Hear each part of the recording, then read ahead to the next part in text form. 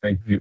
So good afternoon, everyone. Thank you very much, of course, for inviting us to be part of this wonderful series. I've been part of it for several years now, and I'm very happy to finally contribute in some substantive sense. I should say my name is Wayne. I'm one of the specialist academic advisors or senior tutors at the University of Manchester, specifically connected to the law and economics departments within the School of Social Sciences. So I've been in that role now for almost 5 years. And essentially, this is the school where we began as part of the pilot project, which pioneered a new approach to advising within the School of Social Sciences. Francis, if you want to just briefly introduce yourself as well. Yep. My name is Francis. As Wayne has said, we work as colleagues in the School of Social Sciences, where we just support students as our full-time or professional academic advisors. So at the moment, I have two cohorts of students, one from law and the other one from law and criminology. Over to you, Wayne. So Yes, hopefully, if I'm able to share the Mentimeter, I'll try it now from my side. If it works, then it would be fantastic. But if not, then we can just resort to, maybe answers in the chat, sort of brief reflections. Fantastic. So if colleagues that are joining us, please could you just scan the QR code or go to menti.com, enter the code that you see at the top. So just briefly, what do you think the purpose is or goals of academic advising? So hopefully quite a straightforward exercise. So I'll just give you a minute or so to hopefully populate the Mentimeter. So someone mentioned support thus far. Obviously, support is a key aspect of academic advising, so supporting students. Alignment with vision, I think, is a useful one. Sometimes, there might be different viewpoints, different ideas, at least in terms of expectations from the student side versus the advisor perspective. I really love that one of empowering students. I feel that that's a very important aspirational aspect of advising, particularly in my own practice. I think a lot of it's to try and help students, come to their own solutions. So being less directive where possible. Obviously, there is a space for being more directive, but I think ultimately, you try to help students come to their own solutions to issues and become independent as they progress throughout the program. I think that's a really important one. Realizing their potential, absolutely. So we're there especially to guide them academically, pastorally. Obviously, I'm aware different institutions adopt different practices. So not all are the same. Some, for example, have personal advisors versus academic advisors, so they separate out the pastoral and academic functions. I think academic skills is definitely a key one that we have encountered as advisors in the School of Social Sciences. I mean, as I mentioned, I've been here since 2021-ish, and very early on it became apparent to me that first-year students need some greater help and support, especially with skills development. So particularly in the law department, I set up my own legal skills workshop series supported by Francis and other colleagues. And it's continuing actually today. So this was a sort of project that's becoming embedded within programs. Thank you very much for that, everyone. It's fantastic to see your engagement. But essentially, as colleagues, really rightfully identified, this is actually something we pulled from the university guidance on advising.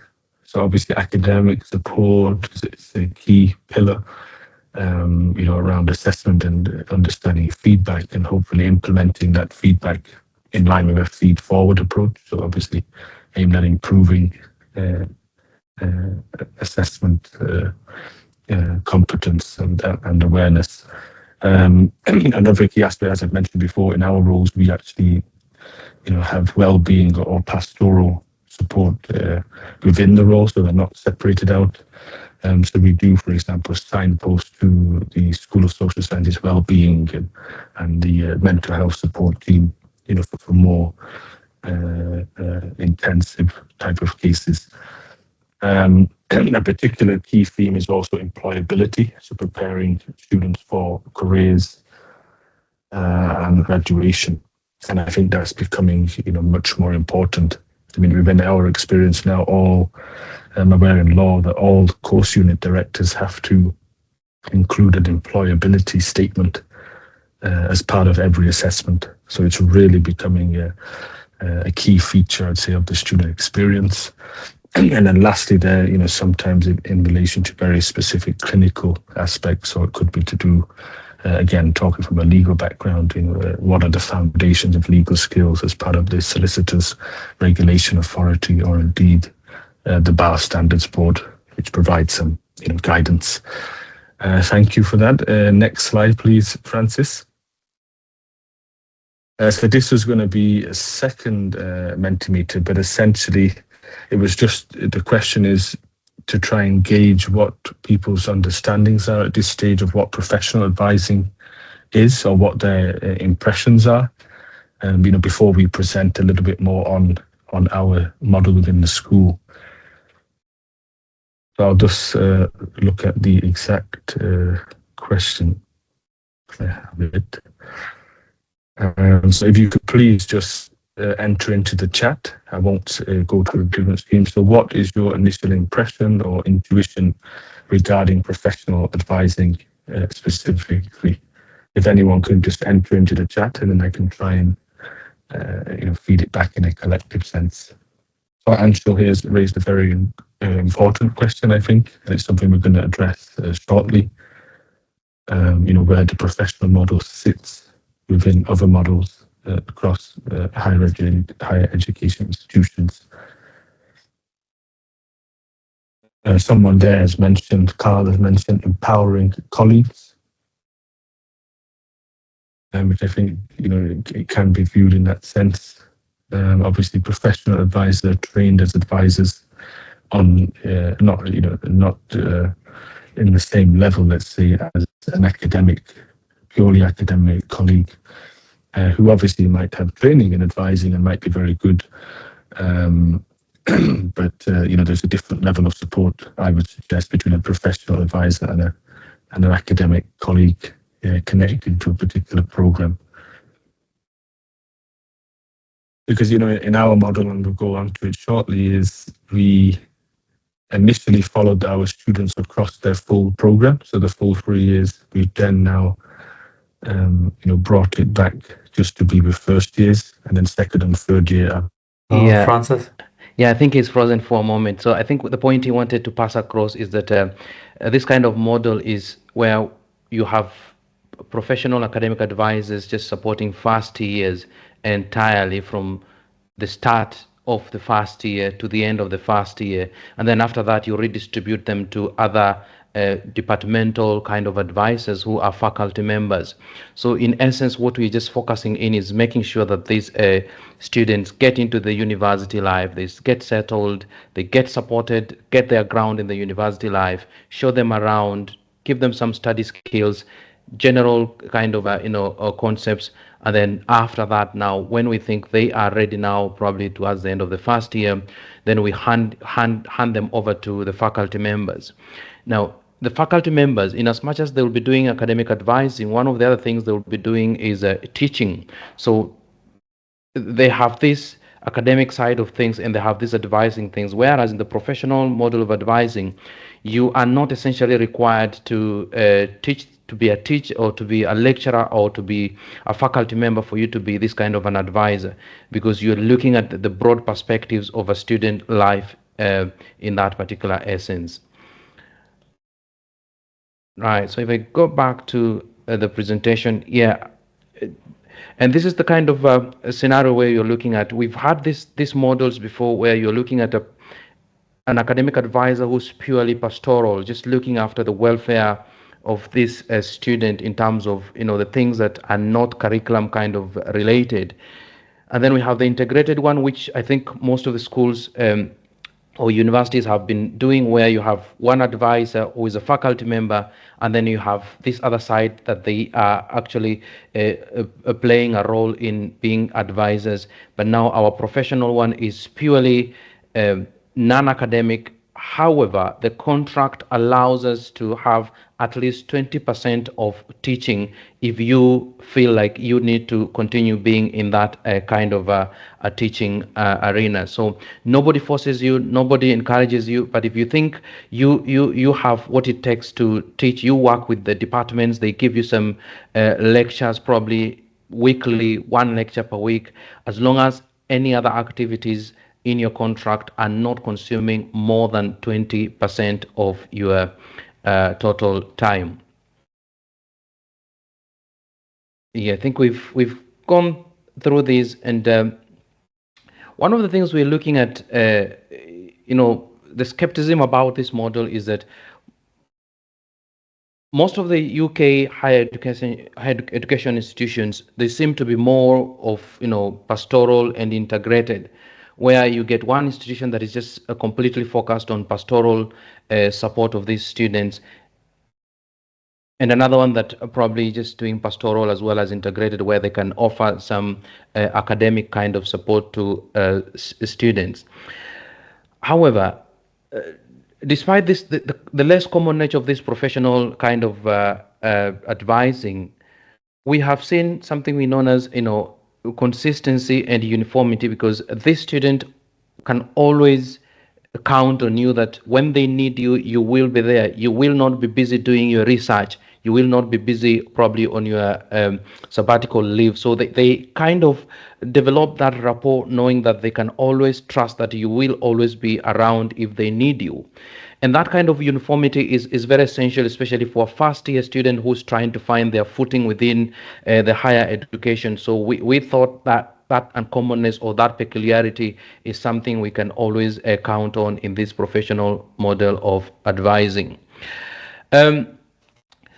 When you look at literature, sometimes you will come across advising as teaching, which is a model some philosophers or some people who have that kind of school of thought, like Hugh in 2020, who probably thinks maybe advising is sometimes just merely course mapping, where you're just having a bad view of this student without necessarily having to get involved in this student's life, because they believe that for you to be an advisor, you have to be a teacher as well, because otherwise, how will you advise a student in the area where you are not adequately prepared, or in an area of your expertise? And sometimes individuals will think, maybe like Appleby in 2008, who thought probably it's oftenly available at the surface level, where students are not adequately supported. Linking that to Hugh, who probably you are thinking, how will you support me if you don't know the content of my academic kind of life or curriculum? And sometimes, if you look at advising as practice of teaching, you may want to think, well, if you're not teaching me, how do you advise me to be a good student? And like Appleby again in 2008, there's a focus on problem solving and decision making skills. So if I have a problem in probably legal skills, how are you going to help me solve those skills if you are not an academic member of staff? So that means then probably I'm missing on some kind of support that could be available for me if I was being supported by a member of the department. So what the University of Manchester did is that in 2021, well, we got recruited on a pilot project where we were initially we were referred to as senior tutors, and obviously I will mention later on how that caused a lot of confusion by using the term senior tutors, because later on we realized that students could not come to us because they thought we are the final resort, we were the last resort. They should visit other tutors before they can come for support from us. But later on that was changed to just academic advisors, but now for the broad-based school. So now we are supporting around 1,800 students who are in first year, and since 2022, this project was confirmed to be long term. So our contracts were extended to 2024 before later on, having to be confirmed permanent in 2024. But before then, we had another version of ourselves. We had another aspect of this professionalism where different academic advisors were allocated different specialisms. For example, out of the 11 academic advisors, some of us were allocated to support the professional services teams in maybe dealing with international students or mitigating circumstances or mental health support or transition from college to first year, dealing with interruptions and all sorts of things that are normally performed by the professional services. So we were given that opportunity to work alongside the professional services so that they could get the idea, they could see students or could handle student affairs from an academic point of view. And we will also learn how these professional services also function, because at the end of the day, we need to have a lovely safety net where if a student doesn't receive support from a professional member of staff, or if they feel like they need some extra support, then we are there because we know how these individuals or how these teams function, and we can be able to jump in and provide that safety net. Now, after this role was made permanent, we were now just fully allocated to support first year students. Initially, we had a cohort of students who we supported from first year all the way to third year, and then we just handed them over to the world after graduation. But then after this being made very, very permanent, now we were just allocated to handle first year students. So what we do is we conduct the first group meetings. We do that just before teaching begins, that is in first year, where we introduce ourselves and let the students know how to get access to us and some of the things that we shall be supporting them with. And then thereafter, we are then invite them to have one-to-one meetings where now we can create that kind of a rapport where they tell us their ambitions. If they're international students, we would be very glad to know where they come from, some of the things that they're doing to help them settle within the University of Manchester. And after that, now I think the rapport is set. Now they can always now book any additional meetings thereafter. Now, once we're done with first year, we supported them, they know their way around university, we hand them over to second year academic advisors who are members of the faculty, and they're usually linked to a program, for example, criminology. And what we do during that period is we collect all the notes from our previous meetings with these students, and we pass it over to an academic advisor who's taking over, so they will have a picture of this student and some of the areas where they might need some extra support or some of the areas where they struggle with. And we found this very helpful because then it provides that kind of a transition, it provides that kind of continuity when handling these students or when supporting them in that sense. So at the moment, the school academic advisors, they continue to develop specialism. So what we do is we borrow from research, we borrow from good practice from different areas, from UCAT, for example, which is a body that normally brings together all academic advisors and tutors. So some of the key ingredients we pick from some of these forums, we come and bring it all together into some kind of resources that then help they shared amongst all other academic advisors within the School of Social Sciences. So we help curate resources towards improving academic advising within the entire school. The other thing we do is if you are interested in teaching, as I mentioned earlier on, you get 20% of your time just allocated to teaching. You can be a visiting lecturer to a department. They can allocate you some marking activities and all that kind of stuff. As I mentioned earlier on, again, we collaborate with the professional services colleagues, and therefore we have specific offices where we operate, but again, on a number of days within the week, we work within the student hub where we collaborate with the professional services like the assessment and progression teams, mental health teams, progression teams, and we also have what is this other team? the well-being team. So some of the things we do is we want to know how they are working. So they could pass on some students to us, students who've got well-being issues, but again, they are related to their academic stuff. So they could pass on the academic questions to us, or we could pass on some cases that are well-being related to the team. So we kind of work in an open kind of office system where we support these students as a team. I'm not sure whether Wayne has come back, but Yeah, I'm back, Francis. oh, Thank you very much for fantastic. holding the fort. Oh, The fantastic. Wi-Fi for some reason disconnected. I had to join via my mobile hotspot, but at least it's working for now. So yeah, thank you very much for that. I mean, just to give some examples in a tangible sense of the specialisms, across the school advisors. So Francis and I have been very extensively involved with the mitigating circumstances team. So that involves convening monthly panels to review quite complex cases. And it's been, fascinating. I think I can speak for both of us on that, and obviously give us a lot of great insight and depth into particular circumstances that can affect advisees or students more generally. And then we can give, credible advice to our advisees and students on the process, and really just reassurance, because these processes can be quite obscure, can be quite inaccessible, I would say, to students, and we try to demystify, if you will, some of those more complex processes.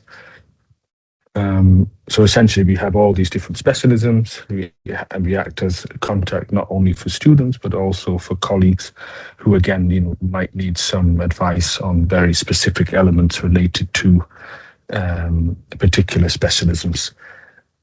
So it's really a collaboration between academic colleagues on the one side and professional services on the other, and we also, operate within the middle of that as academic-related colleagues. Next slide. So we won't do that one, Freddie. We'll just go to the next slide because I'm conscious of the time. So really, it was just we wanted to obviously open up the floor to any brief questions. I realise, of course, we're almost at the half an hour mark. I think Anshul has put some very good questions, which we can try and respond to.